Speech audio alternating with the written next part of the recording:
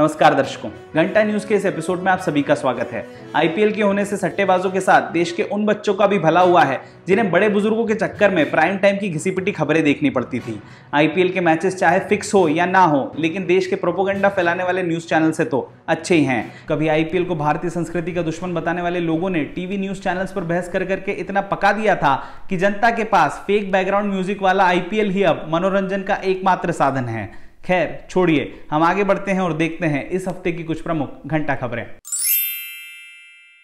हमारे देश में अगर कोई मुद्दा आग की तरह फैलता है तो हवा की तरह गायब भी हो जाता है।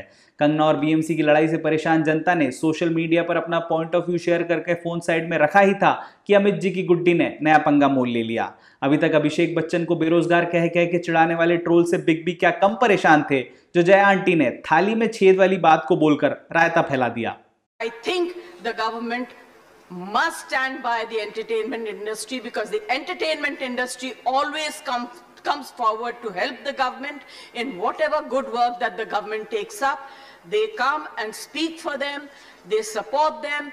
If there is a national calamity, they come forward, they give money, they give their services. I think that it is very, very important that the government must support this industry and not kill it just because there are few people. You cannot tarnish the image of the entire industry. Right. This industry brings international name and recognition also, apart from the political people. I was really embarrassed and ashamed that yesterday one of our members in the Lok Sabha spoke, who is from the industry, against, I'm not taking a name, against the film industry. It's a shame. जिस थाली में खाते हैं उसमें छेद करते हैं, गलत बात है. I need the protection, the industry needs the protection and support of the government. Thank you. दरअसल संसद में सबसे पहले ये मामला देवरा बड़ा सतावेला जैसी सांस्कृतिक फिल्में करने वाले रवि किशन ने उठाया। बिग बॉस में जिंदगी झंडबा फिर भी घमंडबा का नारा देने वाले रवि भैया के हिसाब से बॉलीवुड में होने वाली नशाखोरी के लिए चाइना और पाकिस्तान सीधे तौर पर जिम्मेदार है, जिससे दुबई वाली डी कंपनी की भावनाएं आहत हो गई। प्रतिवर्ष चीन और पाकिस्तान के रास्ते देश में भारी मात्रा में नशे की दवाइयों की तस्करी होती है, मंगाई जाती है, पंजाब के रास्ते, नेपाल के रास्ते। और नशे की दवाइयां हमारी फिल्म इंडस्ट्री में भी इसके एडिक्शन करवा दी। अरे सुनो यार, हमारी वो एडिक्शन आज हमारी सरकार ने कई लोगों को पकड़ा है, पकड़े जा रहे हैं। NCB is doing very good work.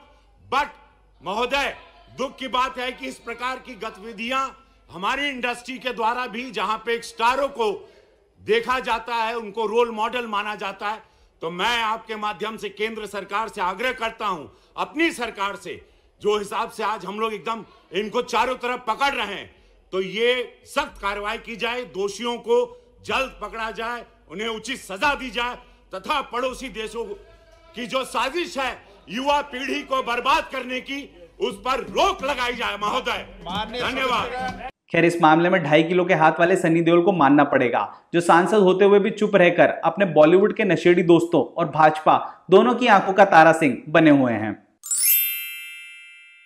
Lockdown में सब्जियां आलू के बिना और बॉलीवुड की हिट फिल्में पंजाबी गानों के बिना अधूरी है। हमारा देश हमेशा इन पंजाबी गानों का कर्जदार रहेगा, क्योंकि इन कान फाड़ गीतों ने धमाकेदार बीट्स के साथ हमारे देश के लोगों को मशहूर ब्रांड्स जैसे प्राडा, लंबरगिनी और गुची के बारे में अवगत कराया। लेकिन पिछले हफ्ते एलएसी पर चाइना के छर्रे सैनिकों ने इंडियन आर्मी के साथ माइंड गेम खेलते हुए लाउडस्पीकर पर जोर जोर से पंजाबी गाने बजाए।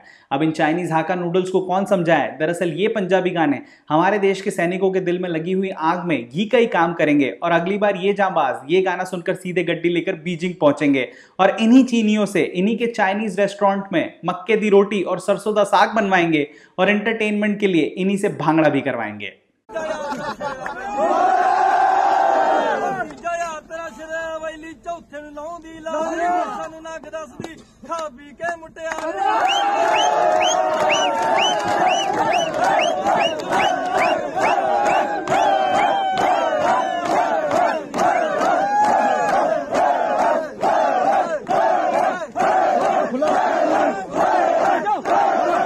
सूत्रों के मुताबिक भारतीय सेना चीन के इस नए बॉलीवुड गानों के एडिक्शन को मद्देनजर रखते हुए बॉर्डर पर तनिष्क बागची और टोनी कक्कर जैसे संगीतकारों का एक कॉन्सर्ट भी कराएगी, जिससे चाइना का भारतीय गानों पर विश्वास काफी कम हो जाएगा।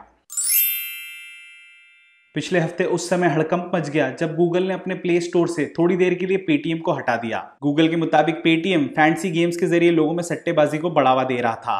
पेटीएम जब अपने पेटीएम फर्स्ट गेम्स में लोगों को कैशबैक देता है तो गूगल की नजरों में वो सट्टेबाजी है, जबकि गूगल पे खुद सालों से लोगों को बेटर लक नेक्स्ट टाइम के कूपन टिका कर बेवकूफ बना रहा है।